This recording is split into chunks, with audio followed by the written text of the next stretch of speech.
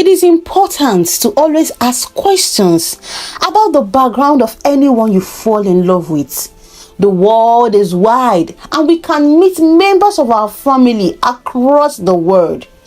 In Africa, it is a taboo for a brother to marry a sister or a cousin to marry a cousin. So it is important for you to always find out about the background of anyone you meet and fall in love with. This is a story of two young lovers who fell in love with each other. The lady got pregnant, but by the time they introduced themselves to the family, they found out that their fathers are brothers who became enemies. Once upon a time, Michael and David Adetola once shared an unbreakable bond. Growing up, they were inseparable, supporting each other through thick and thin. Their parents had instilled in them the importance of family unity. But as they grew older, their paths began to diverge. Michael, the elder brother, was a successful businessman. He took over their family's construction company and expanded it, gaining wealth and influence. David, on the other hand, was more reserved, preferring a quiet life. He worked as a teacher, finding fulfillment in educating young minds. Their differences eventually led to a heated argument over the future of the family business. Michael wanted to take risks, invest in larger projects that promised high returns, while David believed in a more cautious approach, fearing that Michael's ambition would jeopardize the company's stability. One evening, the brothers' disagreements reached a boiling point. Voices were raised, accusations were hurled, and decades of unresolved tension exploded in a single fateful moment. Michael accused David of being jealous and holding him back, while David accused Michael of being reckless and greedy. "Enough," David shouted, his face red with anger. "I'm done with this. I'm done with you." Michael's eyes blazed with fury. "Then leave. You are not needed here. Go and live your small, insignificant life." With those words, the brothers severed their bonds. David, feeling betrayed and deeply hurt, decided to leave the town. He moved to the town of Ibadan, determined to start afresh. To distance himself from his past, he changed his name to Daniel Ojo. In Ibadan, Daniel found solace in the simplicity of a new life. He continued his work as a teacher and soon met Sarah, a kind-hearted nurse. Their shared values and mutual respect blossomed into love. They married and had a daughter whom they named Nina. Daniel's life was filled with love and peace, and the bitter memories of his quarrel with Michael slowly faded. Years passed, and Nina grew into a beautiful, intelligent young woman. She was the pride of her parents, excelling in her studies and showing a compassionate nature. She eventually left for the university in Lagos, where she pursued a degree in medicine. In Lagos, Nina met a charming young man named Samuel. They met at a university event, and their connection was immediate and profound. Samuel was studying engineering, and like Nina, he was dedicated and driven. They spent their days studying together and exploring the city, and their friendship soon turned into a deep, abiding love. Unknown to them, Samuel was the son of Michael Adetola, Nina's estranged uncle. Michael had raised Samuel with the same ambitious spirit he had, grooming him to take over the family business. Despite Michael's hardened exterior, he had a soft spot for his son, nurturing his talents and supporting his dreams.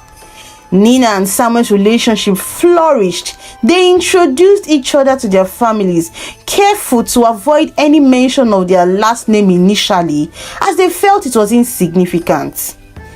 When Samuel met Nina's parents, Daniel and Sarah, he was welcomed warmly. Daniel, seeing how happy his daughter was, embraced Samuel as part of the family. Similarly, when Nina met Michael, she found him to be a stern but loving father.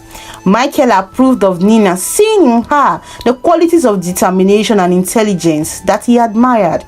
However, the connection between their families remained a mystery, as neither Michael nor Daniel had spoken of each other in years. One day, while visiting Samuel's family home, Nina noticed an old family photograph on the mantelpiece.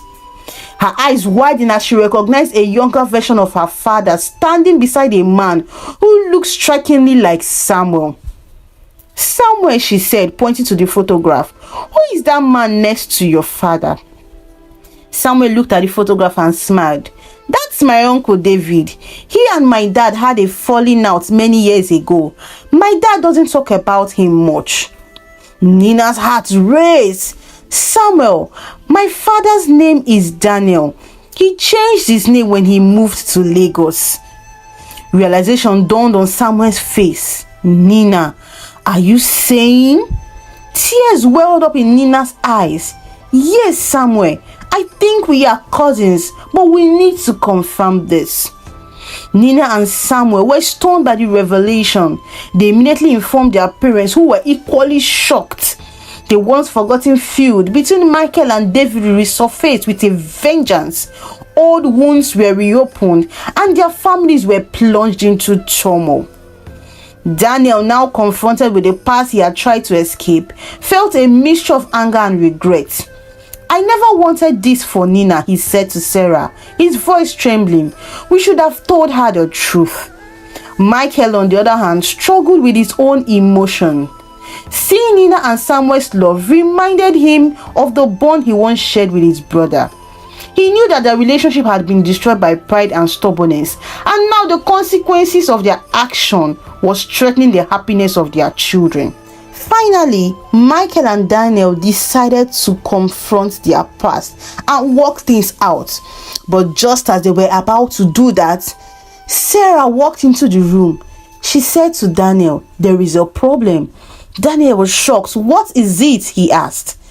"Nina is pregnant." The news dropped on Daniel like a bombshell. Nina cannot be pregnant for her cousin. It is a taboo. He put his head in his hand and sobbed quietly and silently. "What have I done to myself? What have I done to my daughter?" The weight of the news was so much on him that he was devastated and heartbroken. Michael, on the other hand, having heard of the news of Nina's pregnancy from Samuel, was heartbroken. They were both faced with the realization that their pride and arrogance was about to destroy their children's lives.